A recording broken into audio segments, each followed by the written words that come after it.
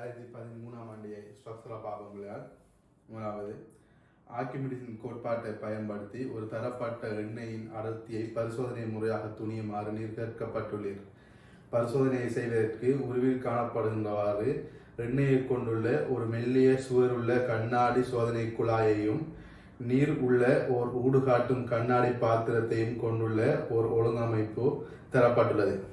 உருவில் காணப்படுகின்றவாறு சோதனை குழாய் நீரிலே நிலைக்குத்தாக மிதக்கிறது.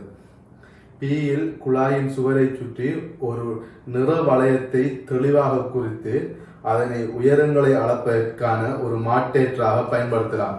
ஒரு ரெஃபரன்ஸ் பின் அல்லது ஃபிடியூசியல் மார்க்னு செல்வோம் பயன்படுத்தலாம். ஒழுங்கமைப்புக்குரிய வெவ்வேறு பரிமாணங்களுக்கு பின்வரும் குறியீடுகள் குறித்தொதுக்கப்பட்டுள்ளன. இக்குறியீடுகளை பயன்படுத்தி வினாக்களுக்கு விடை தருது. அப்ப என்ன செஞ்சாங்க பிள்ளையால் இதுக்குள்ள ஒரு பாத்திரத்துக்குள்ள நீர் எடுத்திருக்காங்க. அதுக்குள்ள ஒரு பரிசோதனை குழாயை வச்சு அதுக்குள்ள எண்ணெயை போட்டிக்காங்க. பிங்கிற இடத்துல ஒரு வளையத்தை பிக்ஸ் பண்ணிக்காங்க. ஏன்னு சொன்னா பிக்கு மேலதான் L1ஐயும் L2ஐயும் அளக்காங்க. L1ங்கிறது எண்ணெயோட உயரம், L2ங்கிறது நீர் உயரம். பி மட்டத்தில் இருந்து வெளியில நீர் இருக்கு, உள்ளுக்கு எண்ணெய் இருக்கு. இப்ப ஏ என்ன சொல்றாங்கன்னு சொன்னா வளையத்திற்கு மேலே குழாயின் குறுக்கோட்டு பரப்பளவு, வி வளையத்துக்கு கீழே உள்ள குழாயின் கனவளவு. இதுல நமக்கு டிரெக்டா கனவளவுங்கிறது உயரம் தர குறுக்கோட்டு பரப்பளவு பாவிக்கணும். பிள்ளையால் குறுக்கோட்டு பரப்பளவு மாறாம இருக்கணும். நம்ம பரிசோதனை குழாயை பார்த்தோம்னா பரிசோதனை குழாயில குறுக்கோட்டு பரப்பளவு மாறாம அடியில ஒரு வளையம் உருவாகும். ஆகவே அந்த இடத்துல அளக்கிறதுல ஒரு சின்ன சிக்கல் உண்டு. இப்ப இதுல பரிசோதனை குழாய் இப்படி இதுல இப்படி ஒரு வளையம் ஒன்று உருவாகிறதால பிள்ளையார் இதுல ஒரு வளையம் ஒன்று உருவாகிறதால இந்த ஏரியாவில் இவர குறுக்கோட்டு பரப்பு ஒரு மாறக்கூடிய பெருமானம். அதுக்காக என்ன செய்யறாங்கன்னு சொன்னா பிள்ளையார் அதுக்காக இது ஒரு மாறா உயரம், அதுக்காக என்ன செய்யறாங்க பிள்ளையார் இந்த இடத்துல ஒரு வளையம் ஒன்றை உருவாக்கி போட்டு இதுக்கு கீழே உள்ள கனவளை வளர்க்காங்க. இதுக்கு கீழே உள்ள கனவளவு V1 என்று சொன்னாங்க. உயரங்களை இதுக்கு மேல அளந்துக்கு போறாங்க. இதுல L1 என்று சொல்றாங்க. வளையத்துக்கு மேலே எண்ணெய் நிரலின் உயரம், L2 வளையத்துக்கு மேலே நீர் நிரலின் உயரம், கேபிட்டல் M வெறும் சோதனை குழாயின் திணிவு, சிமோல் D எண்ணெயின் அடர்த்தி, DW நீரின் அடர்த்தி. அந்த அடர்த்தி நமக்கு தந்திருக்காங்க தரவுல. இப்ப ஒவ்வொரு கொஸ்டின் உள்ள போவோம் பிள்ளையார். கேள்வியில ஒவ்வொரு பாட்டா போவோம். இதுல மூலாவது பாட் ஏற்பாடு குழாயின் உள்ளே இருக்கும் எண்ணெய் நிறைக்கான ஒரு கோவையை VAL1DG ஆகியவற்றில் இருக்காங்க. அப்ப குழாய்க்குள்ள இருக்கிற எண்ணெயின் கனவளவை அடர்த்தியால பெருக்கினா குழாய்க்குள்ள இருக்கிற எண்ணெயின் திணிவு வரும். அதை ஜியால பெருக்கினா அதுல நிறை வரும். அப்ப ஏற்பாடு பார்ப்போம் இல்லையா. ஏற்பாடு என்ன சொல்றாங்கன்னா நிறை. அப்ப Vங்கிறது வளையத்துக்கு கீழே இருக்கிற கனவளவு. அப்ப வளையத்துக்கு கீழே இருக்கிற கனவளவையும் வளையத்துக்கு மேலே இருக்கிற கனவளவையும் கூட்டினோம்னா எண்ணெயின் மொத்த கனவளவு பரிசோதனை குழாய்க்குள்ள இருக்கிற எண்ணெயின் மொத்த கனவளவு. அப்ப Vங்கிறது வளையத்துக்கு கீழே இருக்கிற கனவளவு, அதோட வளையத்துக்கு மேலே இருக்கிற கனவளவு பார்க்கறதுக்கு அதுல குறுக்கோட்டு பரப்பளவை வளையத்துக்கு மேலே இருக்கிற எண்ணெயின் உயரத்தை இருக்கணும். அந்த உயரம் L1. V+AL1ங்கிறது எண்ணெயின் மொத்த கனவளவு. இது எண்ணெயின் அடர்த்தியால பெருக்கினா பிள்ளையால் எண்ணெயின் திணிவு வரும். இது ஜியால பெருக்கின பிள்ளையால் இது ஜியால பெருக்கினா நான் இதை ஜியால பெருக்கிறேன்னு சொன்னா ஏ பாட்டுல கேட்டு எண்ணெயின் நிறை வந்துடும். பி பாட்டை பாருங்க பிள்ளையால். பி பாட்டு என்ன சொல்றாங்கன்னு சொன்னா எண்ணெயுடன் சோதனை குழாயின் மொத்த நிறை W போக எத்தனை. அப்ப எண்ணெயுடன் சொன்னா இவ்வளவு எண்ணெய் நிறை, இதோட வெறும் சோதனை குழாயின் திணிவு கேபிட்டல் M. அப்ப அதுல ஜியால பெருக்கி கூட்டினோம்னா பரிசோதனை குழாய் சக எண்ணெயின் மொத்த நிறை வரும். அப்ப பரிசோதனை குழாயின் நிறை mg, அதோட எண்ணெயின் நிறை இன்னும் அது W சமன் V+AL1 DG சரியா பிள்ளையார்? DG. சி பாட பாருங்க பிள்ளையார். சீப்பாடு என்ன கேட்டீங்கன்னு சொன்னா சோதனை குழாய் மீது தாக்கும் மேலுதைப்பு யூவிற்கான கோவை எழுதட்டான். அப்ப சோதனை குழாய் வந்து இப்படி அமர்ந்து இருக்கு பிள்ளையார், இதுக்குள்ள எண்ணெய் இருக்கி வெளியில நீர் இப்படி இருக்கி, இதுல இது மட்டம் இது அளவு V, இவ்வளவும் L1 இவ்வளவும் L2 இவ்வளவும் L2. இதுல பரிசோதனை குழாயால இடம் இது மெல்லிய சுவர் உள்ளதுங்கிறதால நாம உட்கண அளவு வர வெளிக்கண அளவு வர பிரிக்க தேவையில்லை. சரியா பிள்ளையார்? மெல்லிய சுவர் உள்ளதுங்கிறதால அப்ப நாம இங்க என்ன செய்யறோம்னு சொன்னா பிள்ளையார், இதுல இவர மொத்த கன அளவு தேவை, இடம்பெயர்க்கப்பட்ட நீரின் கன அளவு தேவை. அப்ப இடம்பெயர்க்கப்பட்ட நீரின் கன அளவுன்னு சொன்னா நீர் மட்டத்துக்கு கீழே பரிசோதனை குழாயின் கன அளவு நமக்கு தேவை. அப்ப நீர்மட்டத்துக்கு கீழே பரிசோதனை குழாயின் கன அளவுங்கிறது V சக AL2 இல்லையா பிள்ளையார்? V சக AL2. அப்ப V U மேலுதைப்பு அது இடம்பெயர்க்கப்பட்ட பாயின் நிறை. அப்ப U சமன் V சக AL2 இவ்வளவும் இடம்பெயர்க்கப்பட்ட நீரின் கன அளவு தர நீரின் அடர்த்தி. அவ இடம்பெயர்க்கப்பட்ட பாயின் திணிவு இதை ஜியால பிரிக்கணும். சரி, அப்ப இவ்வளவு தான் பிள்ளையால் சீப்பாடுல கேட்டீங்க. அப்ப U சமன் இது U, இது வடிவா U வளர்த்திக்கிறோம் பிள்ளையார். அப்ப இது U, அப்ப U அவையான கண்டிஸ் ஆகிருக்கு, அதான் பிடிக்கிறீங்க. D ல மூலாவது பாட்டை பாருங்க பிள்ளையார்.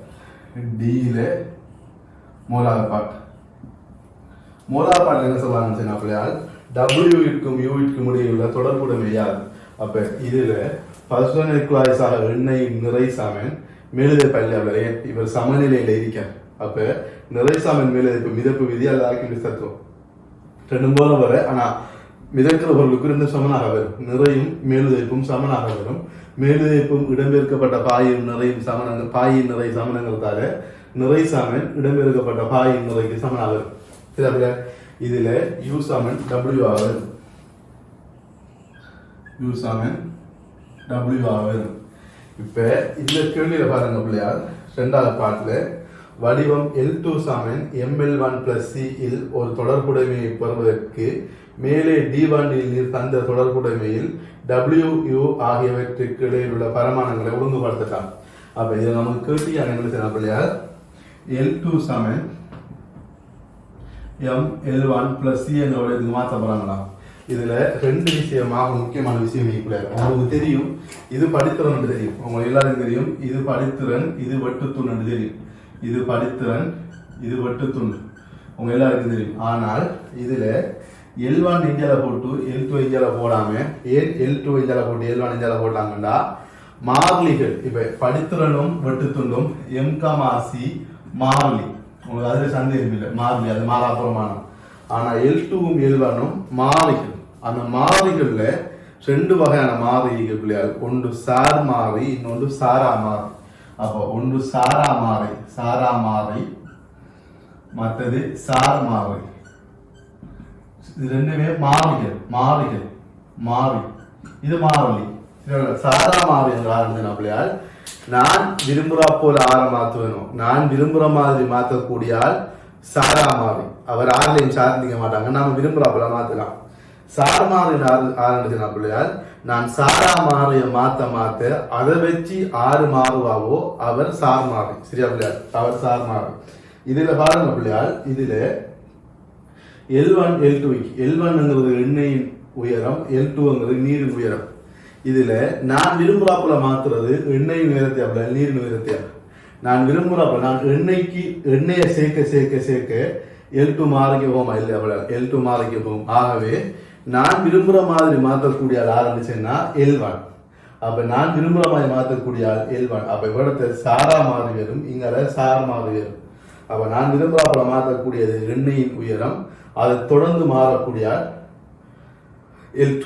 ஆகவே X அச்சில எப்பயுமே சாரா மாறி இருக்கிறோம், Y அச்சில சார் மாறி இருக்கிறோம். பொதுவாக எப்பயும் அதான் உண்மையான விஷயம். வரைகிற அடிப்படை தத்துவமே X அச்சில சாரா மாறியும் Y அச்சில சார் மாறியும் இருக்கிறோம். ஆகவே இந்த வரைவு நமக்கு இந்த வரைவு நமக்கு வரப்போகுது. இப்படி ஒரு ஆள் வருவார், இந்த வடிவத்துக்கு எடுத்த வேண்டாம். ஆகவே இப்படி ஒரு ஆள் வருவார். ஆகவே இது C ஆக இருக்க போகுது. இதுல படித்திறன் இந்த தான் தீட்டா வந்து M ஆக இருக்க போகுது. இது L2 இருக்க போகுது, இது L1 இருக்க போகுது. இப்படி ஒரு வரைப்பை வரைஞ்சி நீங்க இந்த சிஐயும் எம்ஐயும் கணிக்கக்கூடிய வரைகளை நம்ம சிஐஎம் பெற்றுக்கொள்ளலாம். L1 L2 மட்டும் பெருதிட்டம் வரைகளை பெற்றுக்கொள்ளலாம். அப்படியான ஒரு விஷயத்தை பெறதுக்காக இந்த ரெண்டு தொடர்பையும் பாதிச்சு UW இன்னாக்கி U இன்னாக்கி U சமன் W நான் சொல்லியிருக்கிறது. ஆகவே இது ரெண்டையும் பாதிச்சு இந்த ஒரு வடிவத்தை எங்களுக்கு தாங்க சொல்லி கேள்வி கேட்டியாங்க. சரி அப்படியா? ஆகவே நாம L2 வரக்கூடிய கூரை முதல்ல எழுதுவோம். நம்ம டிரெக்டாவே எழுதலாம். சரி அப்படியா? அப்ப V சாக ரெண்டாவது பாட்டுக்கு V சாக AL2 DWG அது சமன் கேபிட்டல் MG சாக V சாக AL1 V சாக AL1 DG. இதுல பார்த்த மனுஷன் அப்படியால் எல்லா ஜியும் வெட்டுப்பாட்டு பேய்த்திடும். ஜி ஜி ஜி வெட்டுப்பாட்டு பேய்த்திடும். இதுல நாம L2 தனியாக்கணும். L2 தனியாக்கணும் அப்படியால் AW எல்லாத்தையும் பிரிக்கணும். ADW எல்லாத்தையும் பிரிக்கணும்.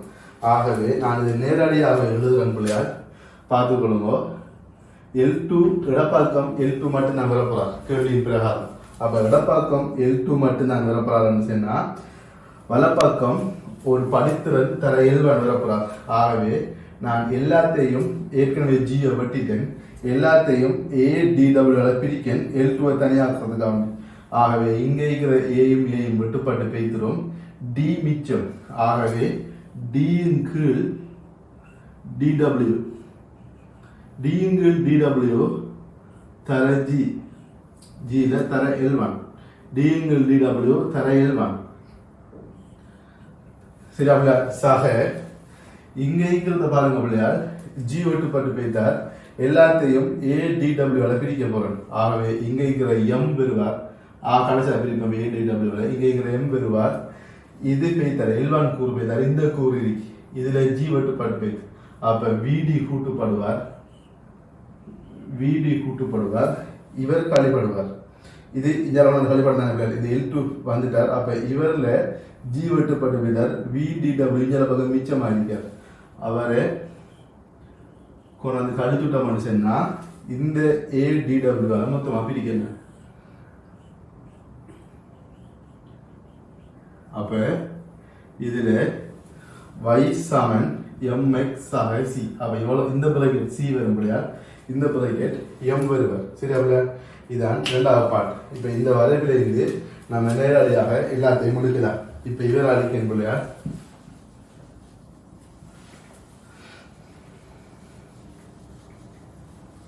இது நமக்கு தேவையில்லை.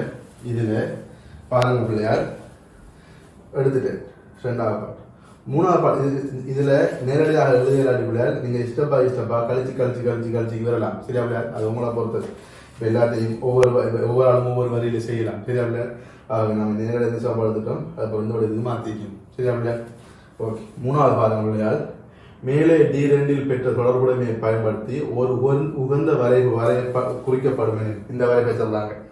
அவ்வரைவை பயன்படுத்தி எண்ணெயின் அடர்த்தி D-யை எங்கான துணியை எழுதுறாங்க. ஆகவே இந்த வரைவுல படித்திறன் MR பிள்ளையார் DW தான் இந்த வரைவின் படித்திறன். அப்ப அந்த படித்திறனை DW பிரிக்கணும் சொன்னா எண்ணெயின் அடர்த்தி வரும் இல்லையா பிள்ளையார்? எண்ணெயின் அடர்த்தி வரும். அதைத்தான் மூணாவது பாட்டில் இருக்காங்க. அப்ப மூணாவது பாட்டில் இருக்காங்க எண்ணெயின் அடர்த்தி அதை எப்படி பெறன்னு இருக்காங்க.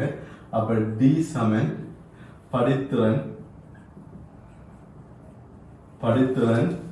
தர DW. DW தான் படித்திறன். அப்ப இந்த DW எப்படி துணி நீங்க கேட்கப்படா ஆரம்பத்திலேயே DW நீரின் அடர்த்தி தரப்பட்டுள்ளதுன்னு சொல்லிக்காங்க. சரியா? அப்ப அதை வச்சு தான் நாம என்ன செய்யறோம்னு சொன்னா படித்திறனை துணிகிறோம். பாட்ட பாருங்க பிள்ளையார். இப்ப நான் இவ்வளத்தை மலைக்கு கிழிக்கிறாங்க.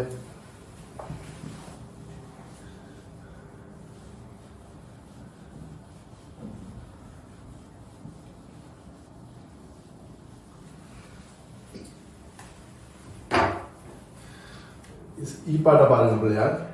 நீர் பயன்படுத்துவதற்கு பின்வரும் அளக்கும் உபகரணங்கள் உம்மிடம் தரப்பட்டுள்ளன. ஓர் 1/2 மீட்டர் கோல், ஒரு வேணியர் இடுக்கி, நகரும் நுணுக்கு காட்டி. மோலாப்பாடு என்ன சொல்றாங்கன்னு பிள்ளையால், தரப்பட்டுள்ள உபகரணங்களில் L1 L2 ஆகியவற்றை அளப்பதற்கு மிகவும் உகந்த உபகரணம் ஏன்னு சொல்லி கேட்டியாங்க பிள்ளையார். பரிசோதனை குழாயின் அமைவை மாற்றுவதற்கு நீர் அனுமதிக்கப்படவில்லை. இதுல L1 L2 மாறுச்சுன்னா அப்படியால் பரிசோதனை நடந்து கிரிக்க போல நாம் அளக்க வேண்டிய நீளங்கள், பரிசோதனை நடந்து கிரிக்க போல நாம் அளக்க வேண்டிய நீளங்கள். ஆகவே இதுல 2 வகையான வழிமுறை இருக்கு. முதலாவது வகையான வழிமுறை என்னன்னு அப்படியால், பரிசோதனை ஆரம்பிக்கிறதுக்கு முதலே நாம் என்ன செய்யலாம் அப்படியால், இதுல ஒரு மீட்டர் சட்டத்தை பொருத்தி நம்ம மீட்டர் சட்டத்தை பொருத்தி இது சரியா பார்க்கும். மீட்டர் சட்டத்தை பொருத்தி நம்ம இந்த வி அளக்கிறத பூச்சியமாக குறி பொருந்துற மாதிரி பார்த்து மனுஷன்னா L1 L2 நாம அளந்து போகலாம். அது ஒரு வழிமுறை இருக்கு. ஆனா இதை விட இந்த மீட்டர் கோலை விட திருத்தமானது ஆரம்பிச்சு. ஆனா இதுல இருக்கிற வழுக்கள் கூட இது ஒரு பக்கம் சரியா தோங்கும். ஏன்னா சமநிலை இழைக்க மாட்டேன், சமச்சீர்லான நிலை குத்தாக இருக்கும். இந்தியால பக்கம் ஒரு மீட்டர் கோலை போட மாட்டா இந்தியால சரியா தோங்கும். அது நிறைய சிக்கல்கள் இருக்கு. இதுல ஆக திறமான ஒரு முறை என்ன பிள்ளையால், இதுல நாம நகர நுணுக்கு காட்டிய பாவிச்சு இந்த மட்டங்களை குவிய செஞ்சு என்ன செய்யலாம் பிள்ளையால், இதுல உயரங்களை அளக்கலாம். நகர நுணுக்கள் நாம செப்பஞ்செஞ்ச மனுஷன்னா நிலைக்குத்தாகவும் கிடையாகவும் அளக்கிற மாதிரி இருக்கும். ஆகவே நாம நகர நுணுக்கு காட்டிய கிடையாக போக்கஸ் பண்ணி இந்த நிலைக்குத்து உயரங்களை மிக திருத்தமாக அளக்கலாம். வலுக்குறை நகர நுணுக்கடை பாவிச்சு மனுஷன்னா பரிசோதனை ரீதியாக அது இலகுவாக இருக்கும், வலுக்குறை இருக்கும். ஆகவே E1க்கு நாம் எடுக்க வேண்டிய பிரமாணம் என்னன்னு பிள்ளையால், எடுக்க வேண்டிய விடை என்னச்சுன்னா நகர நுணுக்கு காட்டி நமக்கு திருத்தமாக அமையும். ஈல மூலாப்பாட் நகரும் நுணுக்கு காட்டி.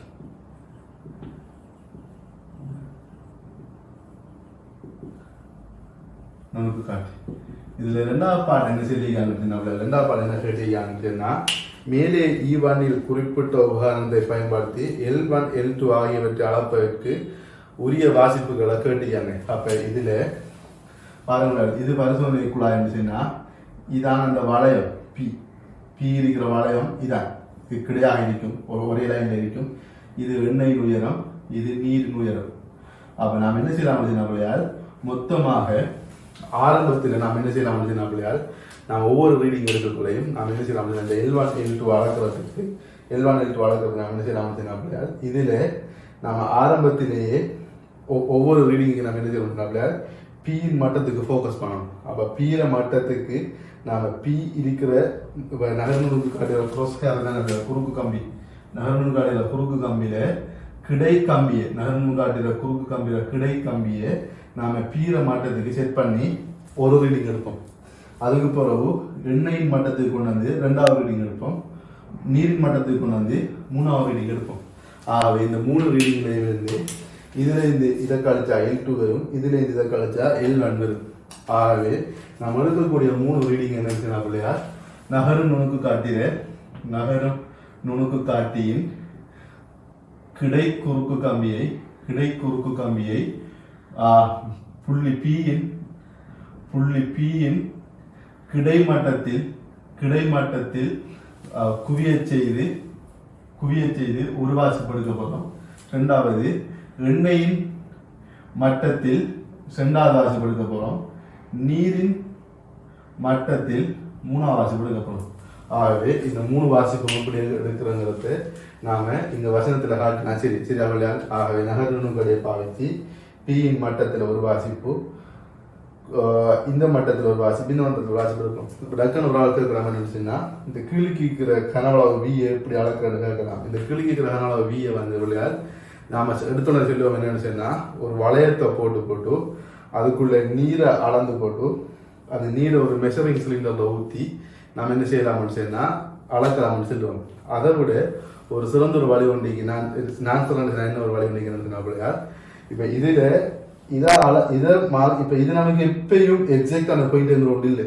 இது நம்ம மேலுக்கு ஆகிறதுக்கு இந்த பரிசோதனை அவ்வளோ நம்பர் ஒன்றும் இல்லை.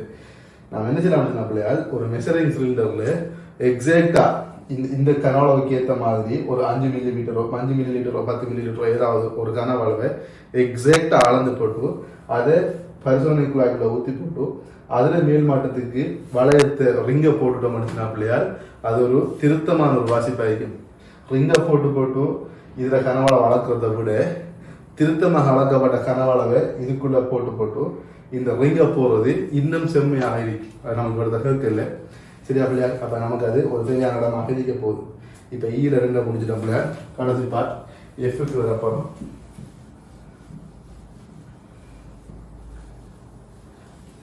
ஈல 2 முடிஞ்சிட்டோம். எஃப்க்கு வரப்போகிறோம் பிள்ளையார். எஃப் பாட பாருங்க பிள்ளையார். சோதனை குழாயின் சுவர் மெல்லியதாக இருப்பதற்கு பதிலாக தடிப்பாக இருந்தால் மேலே D2 நீர் பெற்றுள்ள கோவையில் இருக்கும் எம்மிற்கு ஒத்த கோவை M சமன் AI/AE தர D/DW. நமக்கு ஏற்கனவே D/DW வந்துச்சு படித்துறேன். இப்போ என்ன சொல்லலாம்னு சொன்னா, சுவர் தடிப்பாக இருந்தா இதுக்கு மேலே உள்ளுக்கு இருக்கிற குறுக்கோட்டுற விகிதமும் வெளியே இருக்கிற உள்ளுக்கும் வெளியே இருக்கிற குறுக்கோட்டுற விகிதங்கள் வருமா. இங்கு AI/AE ஆகிய முறையை வளையத்துக்கு மேலே குழாயின் அந்த வளையத்துக்கு மேலே குழாயின் முறையே உட்குறுக்குவட்டு பரப்பளவும் வெளிக்குறுக்கோட்டு பரப்பளவும் ஆகும். AI/AE ஆகியவற்றை துணிவதற்கு நீர் எடுக்க வேண்டிய அளவீடுகள் யாவை? அப்ப நம்ம டக்குன்னு எடுத்தா நம்ம என்ன செய்யலாம்? இப்ப குறுக்கோட்டு பரப்பும் வெளிக்குறுக்கோட்டு பரப்பும்டா நாம எல்லாரும் பரப்பளவுக்கு வச்சுக்கிற சமன்பாடு பையாம இருக்க டக்குன்னு உள்ளாரை வெளியாரைன்னு சொல்லிடுவோம். ஆரைகளை ஒரு காலம் நாம அளந்து பெறல பிள்ளையால். ஆரைகள் நாம அளந்து பெறல, நாம அளந்து பெறது விட்டத்தை தான். அப்ப இதுல நாம இதை பாவிச்சு வெளியே நடிக்க மணியை பாவிச்சு நாம இதுல உள்விட்டத்தையும் வெளிவிட்டத்தையும் துணிவோம். அந்த விட்டத்தை பாவிச்சு உள் குறுக்கோட்டையும் வெளிக்குறுக்கோட்டையும் கணிப்போம். அப்ப கேட்ட கேள்வி நினைச்சேன் அப்படியால் அளவீடு ரீடிங் என்னன்னு கேட்டிக்காங்க, வாசிப்பு என்னன்னு கேட்டிக்காங்க. ஆகவே அளவு நாம் இதை எடுக்கிறதுக்கு எடுக்க வேண்டிய அளவீடு ஆரம்பிச்சேன் அப்படியால் உள்விட்டமும் வெளிவிட்டமும். அப்ப எஃப் பார்ட்ல மூணாவது கேட்டிக்காங்க அப்படியால் AI இன்டர்னல். அப்ப உட்குறுக்கோட்டு பரப்பளவுக்கு நமக்கு வேணும் அப்படியால் உள்விட்டம் தேவை. இது X1 என்று சொல்லலாம், XI என்று சொல்லலாம். ரெண்டாவது A எக்ஸ்டர்னல் அடுத்த பாடல A எக்ஸ்டர்னல். அப்ப A எக்ஸ்டர்னல் ஆகுது வெளி குறுக்கோட்டு பரப்பளவு பார்க்கறதுக்கு நமக்கு வெளிவிட்டம் தேவை. ஆக வெளிவிட்டம் தேவை. வெளிவிட்டம் பார்த்துட்டோம். இப்ப ரெண்டாவது பாடு என்ன இருக்காங்க சின்ன பிள்ளையா, XI XC ஆகிய அளவீடுகளை பெறுவதற்கு மேலே ஈயில் தரப்பட்டுள்ள அளக்கும் உபகரணங்களிலிருந்து தெரிந்தெடுக்கப்பட வேண்டிய உபந்த உபகரணத்தை எங்கனம் பாவிப்பு. அப்ப இது ரெண்டுக்குமே நம்ம உள்விட்டம் வெளிவிட்டம் அளக்க பாவிக்கிறது நாம வேணியர் இடுக்குமானி நம்மளால் வேணியர் இடுக்குமானி என்று கொடுத்தா நமக்கு மார்க்ஸ் இல்லை. அதுல உட்தாடை அகத்தாடை புறத்தாடைங்கிறத நாம் மென்ஷன் பண்ணணும். அப்ப அளவீடு X இன்டர்னல் ஆரம்பிச்சுன்னா அப்படியால் வேணியர் இடுக்கியின் அகத்தாடை உள்விட்டம் பார்க்கறதுக்கு அகத்தாடை X இன்டர்னல். வெளிவிட்டம் பார்க்கறதுக்கு யாரை பார்க்க வேணியர் இடுக்குமானியின் புறத்தாடை பார்க்கணும். ஆகவே அகத்தாடை புறத்தாடை பாவிச்சு உள்விட்டம் வெளிவிட்டத்தை அளப்பம்பிள்ளையால் இவ்வளவும் இந்த 2013ஆம் ஆண்டு வந்து கேள்வியில ஸ்ட்ரக்சர்ல முக்கியமான அவலத்தையும் இதுல நாம பார்த்தீங்க பிள்ளையால் இதெல்லாம் உங்களுக்கு விளையிட்டாங்கிறத உறுதிப்படுத்திக் கொள்ளணும்.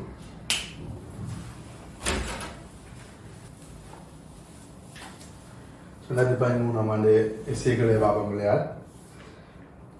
இந்த கேள்வி வந்து 2004ஆம் ஆண்டு வந்த மூலக்கூறுகளில் மொத்த கேள்வியையும் 2006ஆம் ஆண்டு வந்த பேர்னியில பிளைட் கிளம்புற கேள்வியையும் சேர்த்த மாதிரி தான் இதில் பிளைட் கிளம்புறதுக்கு வந்து ஒரு ஆகாய விமானம் நிலத்திலிருந்து எழ தேவையான நிலைக்குத்து விசை எழுப்பம் இரு விசைகளினால் வழங்கப்படுகின்றது. ஒரு விசை பேர்னி விளைவு காரணமாக உண்டாகும் அதே வேளை மற்றது விமானத்தின் இறக்கைகளின் மீது வளிமூலக்கூறுகள் மோதுகின்றமையால் உண்டாகிறது.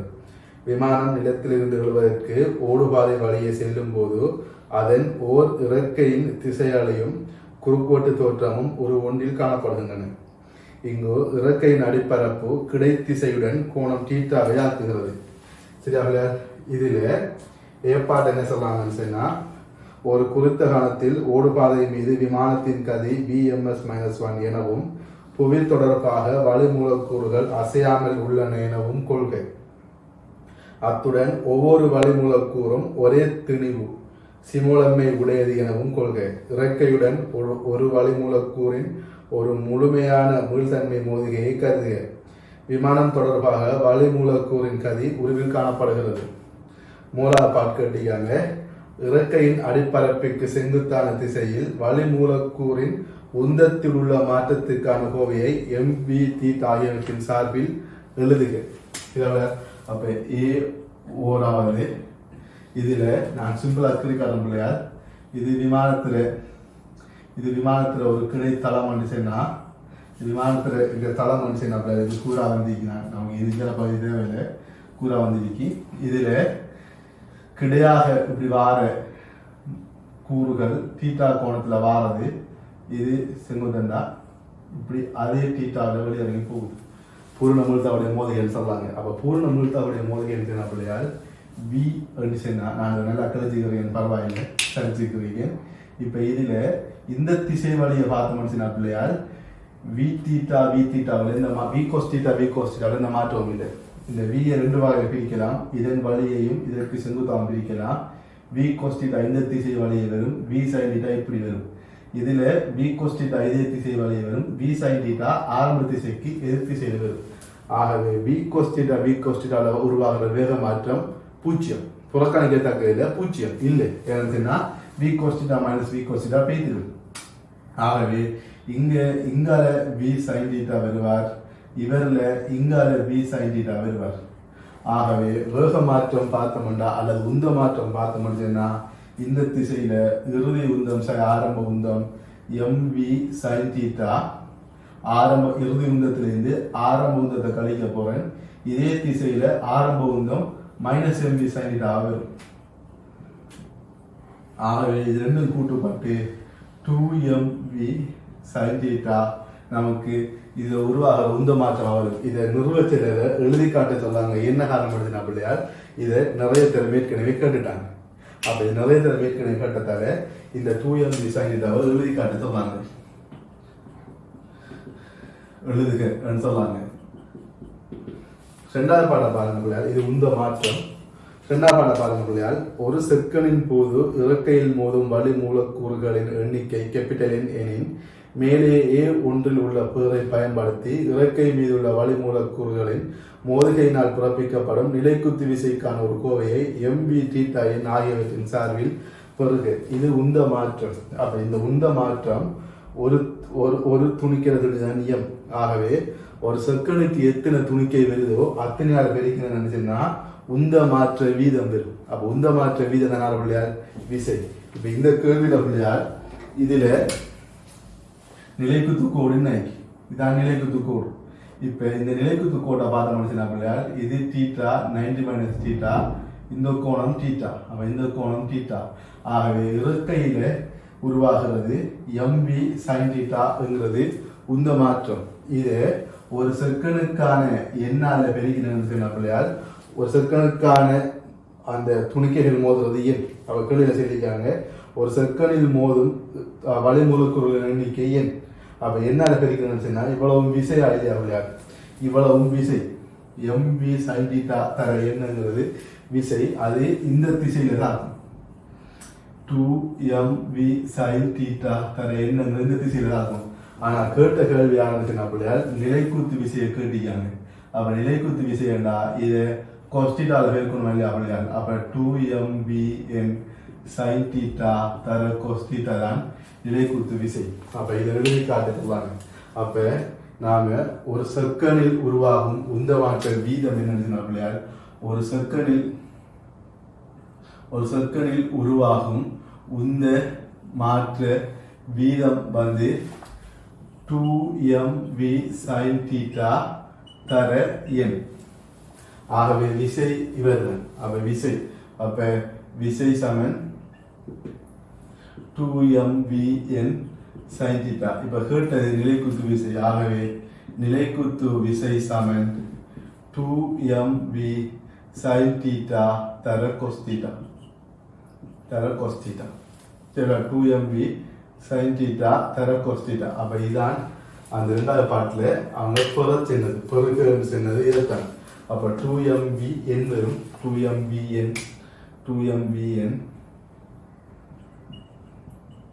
2mvn sin theta cos theta இது என்ன பெருக்கப்படும் இதை எழுதுற ஒரு ஆள் ஃபர்ஸ்ட்டுக்கு என்ன எழுதி போட்டு இப்போ நாம் இங்கே என்ன பெருக்கி போட்டு கொசத்தீகம் அல்லது நிலைக்குத்தாக கொஸ்டிட் எடுத்து போட்டு ஒரு என்ன பெருக்கி காணலாம் ரெண்டும் சாத்தியம் ரெண்டுக்கும் மார்க்ஸ் இருக்கு சரி அப்போ 2mvn sin theta cos theta இப்போ பி பாட்டுக்கு வருவோம் பி பாட்டு என்ன சொன்னாங்க பிள்ளையார் விமானம் இயங்கும் போது ஓர் இறக்கை ஒரு பரித பயன்படும் பரப்பின் குறுக்கோட்டு பரப்பளவு ஏ வாருகிறது ஆகவே ஒரு செகண்ட் காலத்தின் போது ஒரு கனஅளவு ஏவியில் அப்போ கனஅளவு ஏவியில் உள்ள மூலக்கூறுகள் இறக்கை மீது மோதுகின்றன வளியின் அடர்த்தி டி என கொள்க ஒரு செகண்டின் போது இறக்கையின் மீது மோதும் வளி மூலக்கூறுகளின் மொத்த திணிவை ஏவிடி ஆகியவற்றின் சார்பில் திரட்டாம் அப்போ ஒரு இறக்கையில மோதுறது அந்த இறக்கையில ஒரு செகண்ட்ல இறக்கையில மோதுற மொத்த வளி மூலக்கூறுகள திணிவே ஏவிடி ஆகியவற்றின் சார்பில் திரட்டாம் நமக்கு தெரியும் இல்லையா இதுல ஏ குறுக்கோட்டு பரப்பளவுல ஒரு வேகம் v பிள்ளையால் ஒரு செகண்டுக்கு அசைகிற நீளம் v ஆக இருக்கும் இந்த நீளம் v ஆக இருக்கும் ஒரு செகண்டுக்கு அப்போ ஒரு செகண்டுக்கான கனவளவு ஏவி ஆയിരിக்கும் இதைத்தான் நம்ம கனவளவு பாய்ச்சல் வீதம் சொல்லுவோம் ஒரு செகண்டுக்கான கனவளவு v சொன்னா இதை டியால பெருக்கணும் அடர்த்தியால பெருக்கணும் சொன்னா கனவளவு பாய்ச்சல் வீதம் தர அடர்த்தி திணிவு பாய்ச்சல் வீதம் பிள்ளையார் அப்ப கேட்ட கேள்வி என்னன்னு பிள்ளையார் இதுல ஒரு செகண்ட் நேரத்துல இறக்கையின் மீது மோதும் ஒரு செகண்ட்ல மோதுற திணிவு பாய்ச்சல் வீதம் தானே பிள்ளையார் ஆகவே இது எழுதட்டாம் ஏவிடி ரெண்டு பேர் ஏவிடி அப்போ ஒரு செகண்ட்ல இருக்கிற திணிவு தானே பழகும் அதான் திணிவு பாய்ச்சல் வீதம் ரெண்டாவது பாடம் என்ன கேட்டாங்கன்னு சொன்ன பிள்ளையார் இதிலிருந்து NA AVDM ஆகியவற்றில் சார்பில் வரட்டான் ஆகவே ஏவிடி என்ன பிள்ளையார் இப்போ நம்ம ஏற்கனவே தெரியும் ஒரு செகண்ட்ல மோதுற மூலக்கூறுகள திணிவு n ஒரு செகண்ட்ல மோதுற மூலக்கூறுகள திணிவு என்னன்னு சொன்னா நமக்கு ஒரு மூலக்கூறுகள திணிவு சிமோலர் அப்ப n தர எம்மால பெருக்கிறோம்னு சொன்னா ஒரு செகண்டுக்கான மொத்த திணிவு வருமா இல்லையா பிள்ளையார் ஒரு செகண்ட்ல மோதுற மூலக்கூறுகள எண்ணிக்கை n வளி மூலக்கூறுகள எண்ணிக்கை n ஒரு மூலக்கூறு திணிவு சிமோலம் வேண்டா n தர எம்ம பெருக்கினா ஒரு செகண்டுக்கான மொத்த திணிவு வருமா இல்லையா பிள்ளையார் மொத்த திணிவு வரும் ஆகவே n தர m சமன் நியூட்டன் மீட்டர் எழுதுறோம் நியூட்டன் மீட்டர்ல n தர m சமன் AVD இதுவும் திணிவு பாய்ச்சல் வீதம் இதுவும் திணிவு பாய்ச்சல் வீதம் ஆகவே n சமன் AVD சிமோலமாக இருப்பார் இதை எடுத்துட்டோம் இப்ப மூணாவது பாட்டு என்ன சொல்றாங்கன்னு சொன்னா பிள்ளையார் மூணாவது பாட்டு இரு இறக்கைகளின் மீதும் வளி மூலக்கூறுகளின் மோதுகைகள் காரணமாக பிறப்பிக்கப்படும் மொத்த நிலைக்குத்து விசைக்கான ஒரு கோவையை ஏவிடி தீட்டா சார்பில் புரட்டான் ஆகவே நமக்கு இங்கே இருக்கிறது ஒரு இறக்கையில வாரது இப்ப என்ன சொன்னா இதுல எண்ணுக்கு பாரு நாம என்னத்தை பாவிக்க போறோம்னு சொன்னா இவரை பிரதிட போறோம் அப்ப இவரை பிரதிட போறோம் நமக்கு தேவை ரெண்டு இறக்கையிலே ஆகவே நமக்கு இங்க தேவைப்படுறது என்ன சொன்னா மொத்த நிலைக்குத்து விசை எஃப்சி அந்த சி கிளியர்ல காண பாருங்க அப்ப எஃப்சி சமன் ரெண்டு இறக்கைக்கு ரெண்டு தர இங்க 2mv எண்ணுக்கு பதிலா ஏவிடி சிமோலம் பாவிக்க தர sin theta cos theta இதுல சிமோலம் போயிட்டு பிள்ளையார் 4a v வர்க்கம் d 4a v வர்க்கம் d sin theta cos theta இதான் fc இதான் fc இப்ப இதுல நாலாவது பாட்டு போறதுக்கு முதல் அங்கால இருக்கிறத அழிப்போம் இப்ப நாலாவது பாட்டு பிரிவு வச்சிடலாங்க பிள்ளையார் இது அழிக்கிறேன்.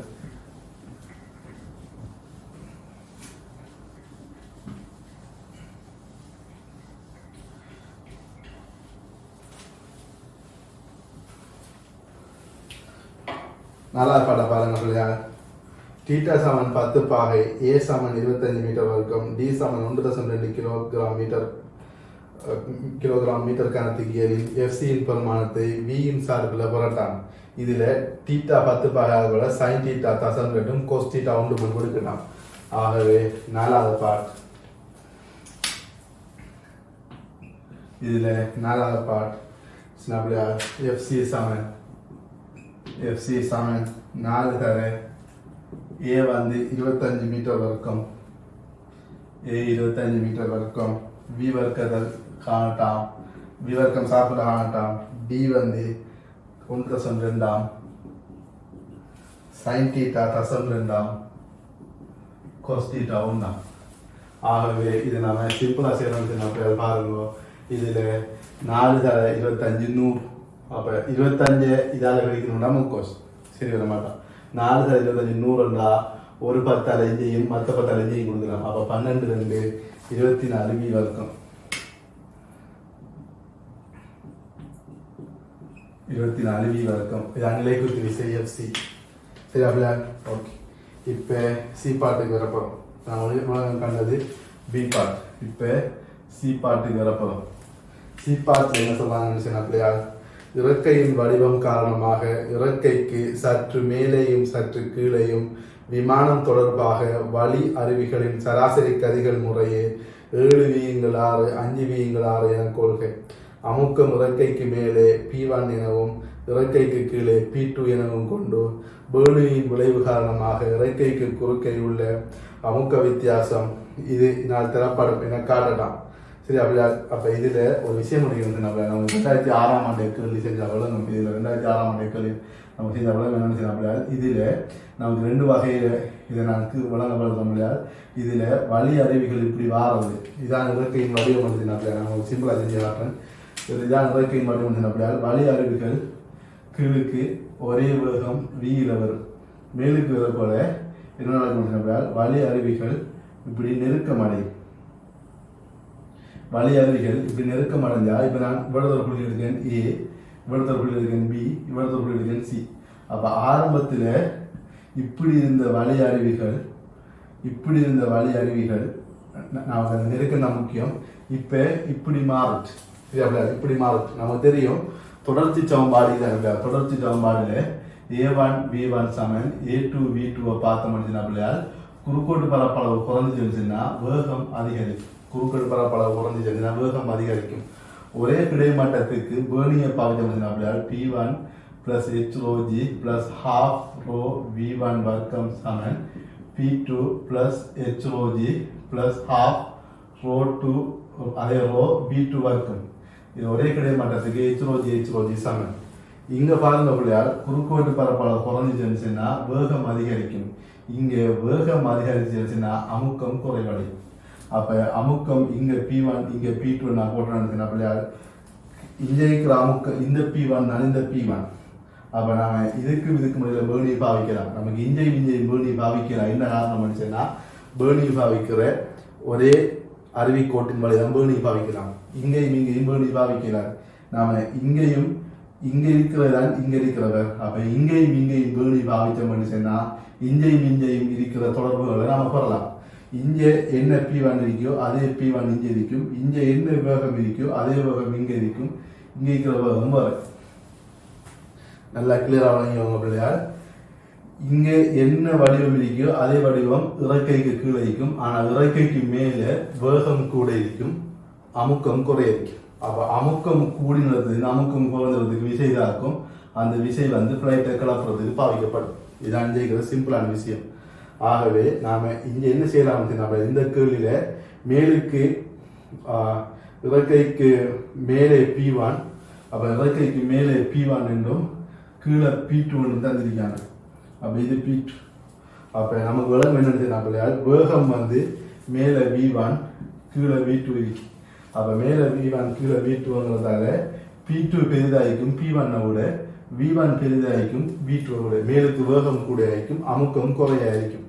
ஆகவே நம்ம சிம்பிளா இந்த பெர்னியர் தத்துவத்தை பாவிக்கலாம் இல்லையா?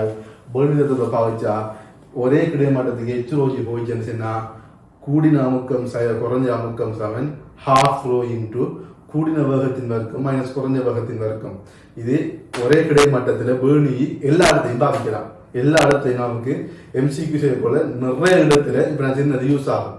கூடிய அமுக்கம் குறைஞ்ச அமுக்கம் சமன் half rho into கூடின வேகத்தின் வர்க்கம் மைனஸ் குறைஞ்ச வேகத்தின் வர்க்கம். அப்ப இங்கேயும் அதே இதை பாவிக்க போறோம் இல்லையா?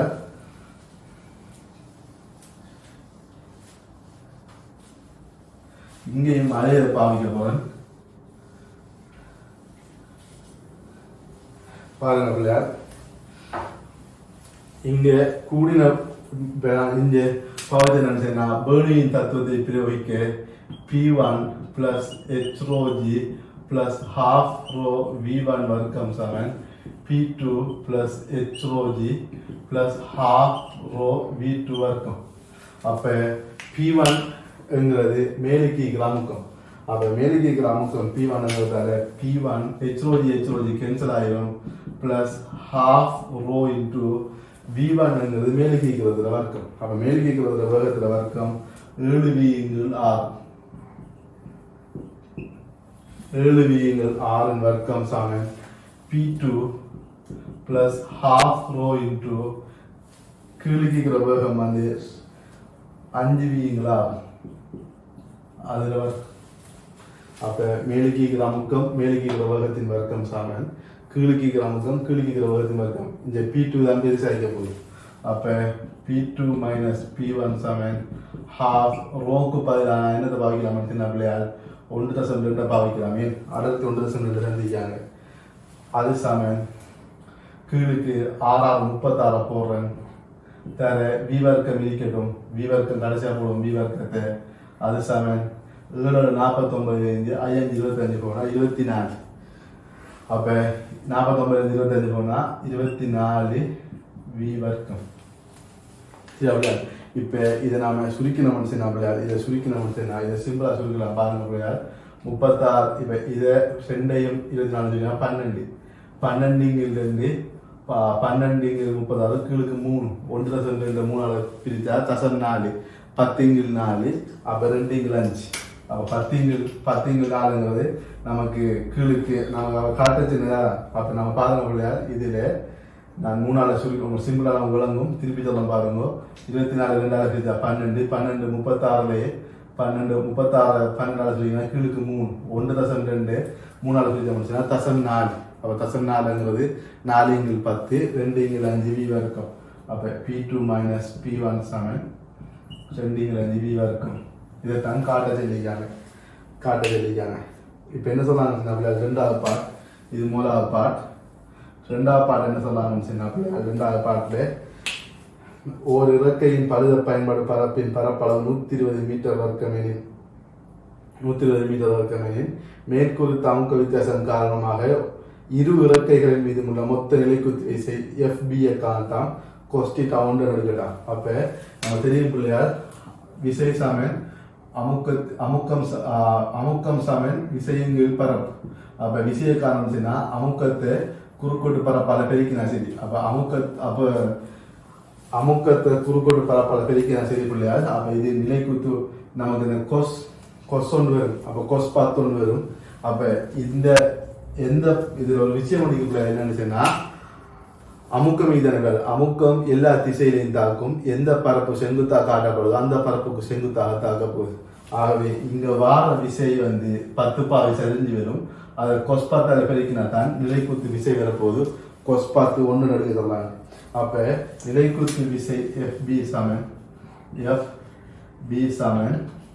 P2 minus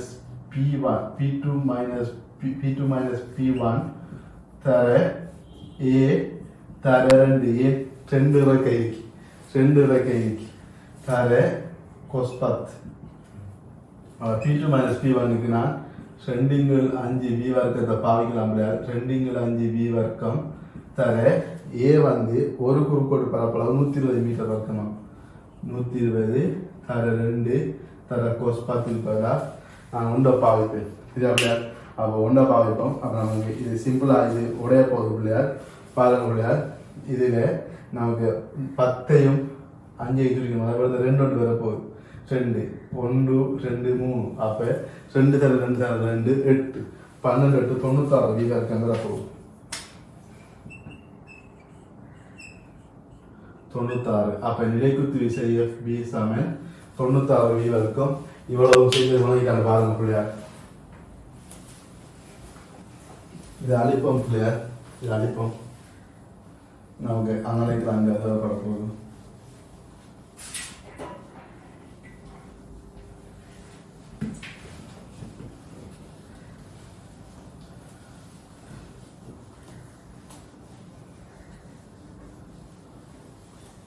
சரியா? ஓகே.